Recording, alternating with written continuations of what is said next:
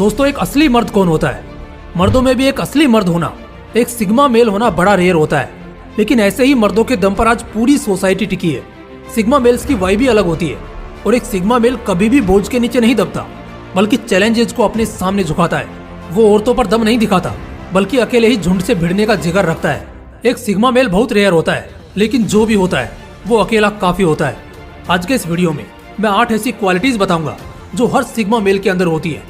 और इन सभी क्वालिटीज में से अगर ज्यादातर क्वालिटीज आपके अंदर या आपके किसी क्लोज पर्सन के अंदर नजर आती हैं, तो आपको खुश होना चाहिए, क्योंकि आप या तो खुद एक सिग्मा मेल हो या एक सिग्मा ग्रुप के मेंबर हो। इसलिए वीडियो को पूरा आखिर तक जरूर देखना, नॉलेज और कॉन्फिडेंस 5 गुना बढ़ जाएगा। तो चलिए स्टार्ट करते हैं। Quality number 8, he is known as the lone wolf. एक सिग्मा मेल के अंदर लोन वॉल्फ यानी भेड़िए जैसी मानसिकता होती है। पहली बात तो ये कि भेड़ियों का झुंड होता है, उनका भी अपना एक समाज होता है जिस तरह हमारा है, और कोई भेड़िया अलग नहीं रहता। यहाँ लोन वॉल्फ कहने का मतलब है कि एक सिग्मा मेल की मेंटालिटी ऐसी होती है कि उसे सोसाइटी से कोई खास फर्क नहीं पड़ता, और ना ही वो अपने समाज से कभी इन्फ्लुएंस होता है। वो अपनी खुद की कंपनी एंजॉय करता है, उसे जो कुछ करना होता है वो खुद करता है, किसी की राय लेना पसंद नहीं करता, न खुद दूसरों के काम में इंटरफेयर करता है, और ना ही अपने काम में किसी की दखल अंदाजी पसंद करता है। एक तरह से कह सकते हैं कि एक सिग्मा मेल अपने हिसाब से जीता है, और ये एक बहुत ही खास खूबी है। Quality number 7, he is highly self reliant. बहुत कम मर्द ऐसे होते हैं जो एक्चुअल में हर काम को करना जानते हैं, जैसे खाना बनाना, बर्तन धोना, घर साफ रखना, अपने सामान का ध्यान खुद रखना, घर की जरूरतों का ख्याल खुद रखना, और प्रोफेशनल कामों में भी सीरियस रहना। एक सिग्मा मेल कभी किसी पर डिपेंड नहीं होता, वो सेल्फ रिलायंट होता है। वो हर चीज खुद से करना जानता है। अपने माँ क्योंकि अपनी पत्नी के गैर मौजूदगी में भी उसका काम प्रभावित नहीं होता, बल्कि वो अपनी जिम्मेदारी से अपने सभी कामों को करता है और बेहतर तरीके से करता है। साथ ही साथ अपने रिलेशनशिप में भी वो ये एक्सपेक्ट नहीं करता कि उसकी पार्टनर भी उतनी ही सेल्फ रिलायंट हो जितना कि वो है, या उसकी पार्टनर भी उसके सभी कामों की जिम्मेदारी ले। एक सिग्मा मेल अपने सभी कामों के लिए खुद पर निर्भर रहता है, दूसरों पर नहीं, और यही क्वालिटी उसे आम मर्दों से खास बनाती है। Quality number 6, he believes in equality. एक नामर्द इंसान हमेशा भेदभाव के पीछे पड़ा रहता है, औरतों पर प्रतिबंध लगाता है, मगर वो खुद अपनी औकात भूल जाता है कि उसे भी किसी औरत ने ही बड़ा किया है। जबकि एक सिग्मा मेल ऐसा नहीं करता। वो कमजोरों पर दम नहीं दिखाता, बल्कि उन्हें सहारा देता है। उसके लिए मर्द हो या औरत हो, काला हो या गोरा हो, मोटा हो या पतला हो, सभी किस्म के लोग समान होते हैं।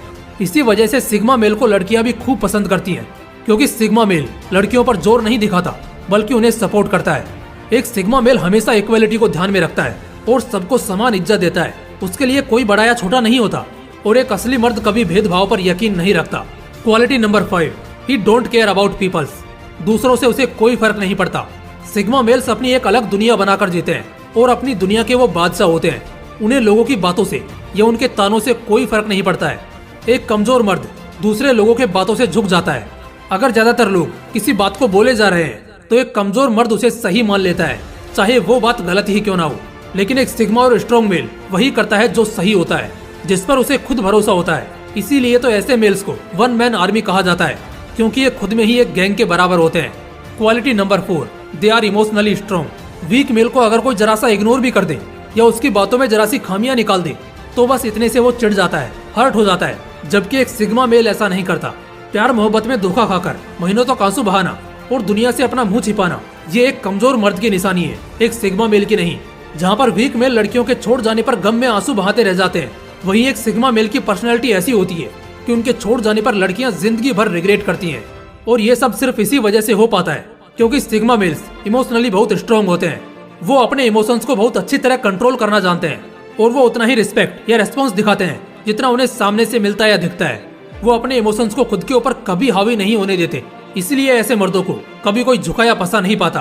Quality number 3, they have straight forward personality. वो जो बोलते हैं सीधा बोलते हैं और मुंह पर बोलते हैं। मेल्स में भी कुछ मेल्स ऐसे होते हैं जो एडजस्ट करके जीते हैं, कुछ ऐसे होते हैं जो कॉम्प्रोमाइज करके जीते हैं, कुछ दबकर जीते हैं तो वही कुछ सेक्रीफाइस करके जीते हैं। लेकिन सिग्मा मेल्स ना एडजस्ट करते हैं, ना कॉम्प्रोमाइज करते हैं, ना ही दबते हैं और ना ही सेक्रीफाइस करते हैं, बल्कि ये बहुत स्ट्रेट फॉरवर्ड यानी सीधा बात करने वाले होते हैं। अगर इन्हें किसी चीज से प्रॉब्लम होती है, कुछ ठीक नहीं लगता या कहीं गलत लगता है, तो ये सीधा सामने बोल देते हैं।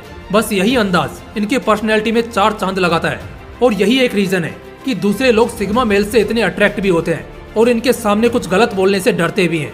Quality number 2, nobody can dominate at him. जिस तरह कोई जंगल के शेर को गुलाम नहीं बना सकता, एक बागवर हुकूमत नहीं दिखा सकता। ठीक इसी तरह सिग्मा मेल्स ग्रुप के राजा होते हैं, चाहे कोई भी हो, चाहे वो लोमड़ी जैसा चतुर हो, हिरण जैसा फुर्तीला हो या हाथी जैसा बलवान हो।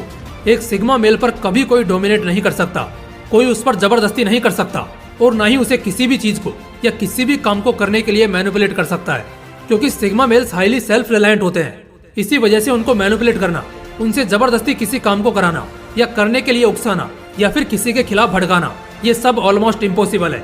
एक सिग्मा मेल लोन वॉरियर होता है एंड दैट्स वाई कोई भी उस पर डोमिनेट नहीं कर सकता। Quality number 1, they are process oriented not result oriented. Mahendra Singh Dhoni, Virat Kohli, Steve Jobs, Nikola Tesla, ये सब ऐसे लोग रहे हैं जो रिजल्ट ओरिएंटेड नहीं बल्कि प्रोसेस ओरिएंटेड रहे हैं। इनका फर्क मैं आपको समझाता हूँ। महेंद्र सिंह धोनी कई बार अपने इंटरव्यूज में कहते दिखाई दिए हैं कि वो ज्यादा रिजल्ट के बारे में नहीं सोचते।